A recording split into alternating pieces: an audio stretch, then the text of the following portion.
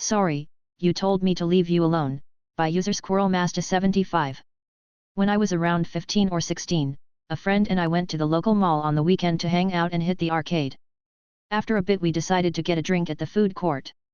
While we were standing in line, an older man, late 30s or early 40s, looking like he just got out of the gym, decided to cut in the line in front of us. The line was fairly long at this point, around 10 deep. They had the best lemonade in the mall. I tapped him on the shoulder and said, "Sir, we're in line here." He shot us a look and turned back around, pretty much ignoring the fact that we were there. When he got nearer to the register, he reached into his pocket to take out his wallet. As he did so, a wad of cash fell onto the floor unnoticed by him.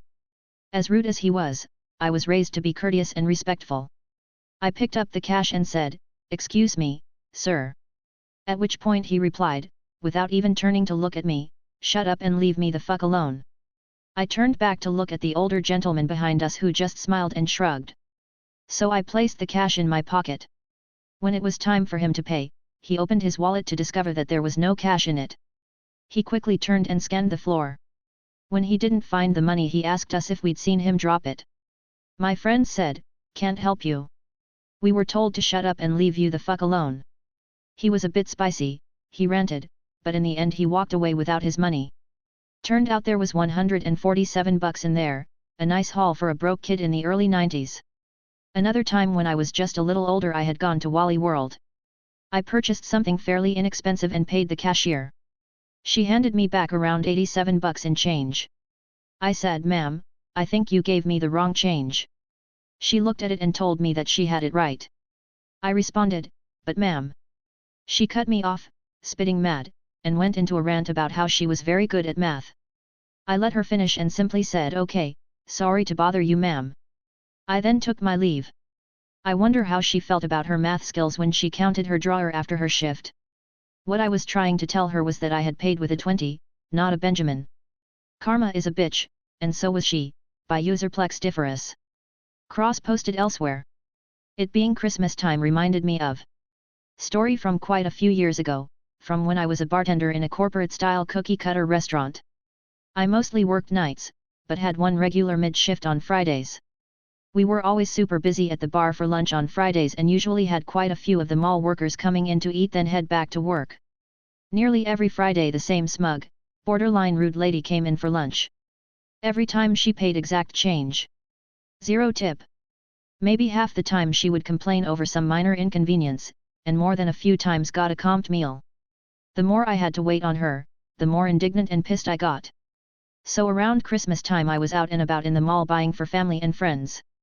Picked out something nice for my girlfriend at the time, a sheer top which I thought would look amazing on her. Decently priced with it being on sale too. Walking up to the cashier, I was a bit surprised to run into, "Resting bitch face." Whatever. In street clothes I felt like she barely registered who I was, or maybe she really didn't care who was at her register, maybe both. So, I hand her a $20 bill. She examines it for a moment. Turned it over twice. Held it up to the light even. Then, out comes the counterfeit pen marker. Thinking to myself, a bit excessive, no. Change should have been around $1 and change. Surprisingly, she hands out $81 plus change. She calls next in line, so I stepped to the side for a moment in contemplation. I could honestly feel the devil on one shoulder and angel on the other. Took me a moment or two, but I finally let my moral compass win and stepped back in front of the register. I nicely explained that there was a mistake made, but before I could continue she shot me down and briskly told me in a semi-professional tone to ktv. So. I did. The way I look at it, all those lost tips and the money she just gifted me was just karma. Sucked to be her, I guess. Employer only paid us on time if we faxed our timesheets, by user Carl0071. This happened about 10 years ago when I was working on the railways near London. I worked for an agency which supplied staff to the railways on a temporary basis. They were very old-fashioned, and as part of our employment contract they stated that our hand-completed timesheets had to be faxed by 7 p.m. on the Thursday for us to be paid on the Friday. Timesheets that were emailed even before 7 p.m. would result in wages not being paid until the following Friday. Obviously they chose the most inconvenient way, as it was 2014 and nobody had a fax machine, so that they were able to legally retain our wages in their account for an extra week. But my printer at home had a fax machine built in that I never used winking face. So after my first week, I plugged in my printer to the phone line, faxed my timesheet to the agency and waited. The next day, I still hadn't been paid. So I phoned them and asked why I hadn't been paid, but the response was explained in a dull voice by somebody who had obviously repeated the same sentence so many times that it had lost all meaning to her. As explained in your contract, only timesheets that have been faxed to us are paid the next day. If you've emailed it, your wages will be paid the following week. But I did fax it. She gathered her thoughts for a moment before replying, "Oh, okay? Which number did you fax it to?" So I gave her the number I faxed it to, which was correct. Okay. I'll just place you on hold." She came back on the phone a couple of minutes later. "Okay, yes, we've got it.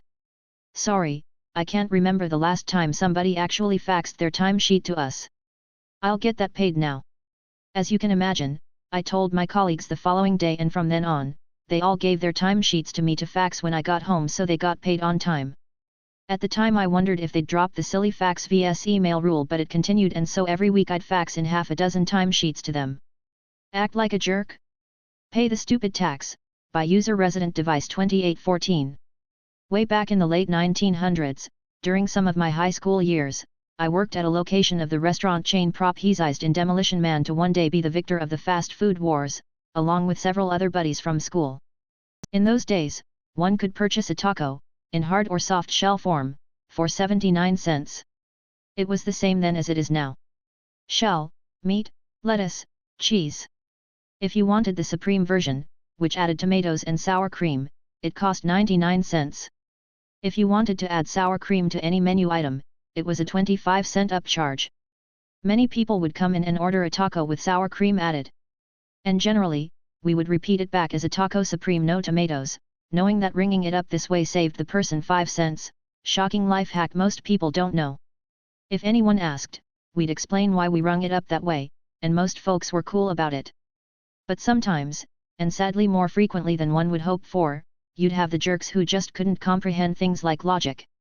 "That's not what I ordered," etc. Nowadays I believe they would be called Karens, back then we just called them C***NTS.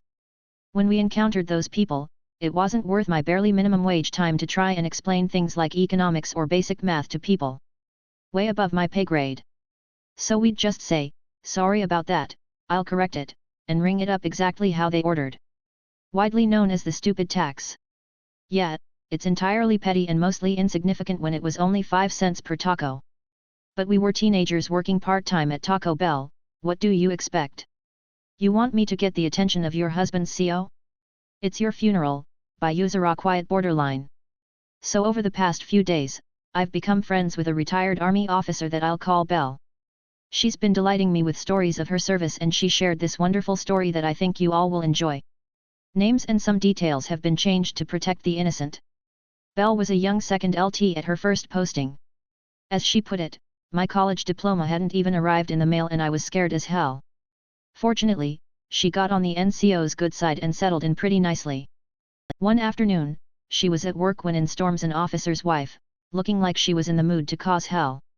Belle keeps her head down, trying to stay busy when she hears the dreaded words. "I'm talking to you, soldier."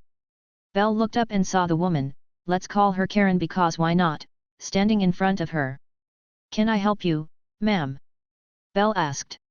"Yeah. I'm Major Msimso Important's wife and I need to speak to Colonel Stone." "Do you have an appointment?" "He's busy." Belle asked. "Just go get him. I'll stand right here until you do." Belle looks around, wondering what the hell she's supposed to do.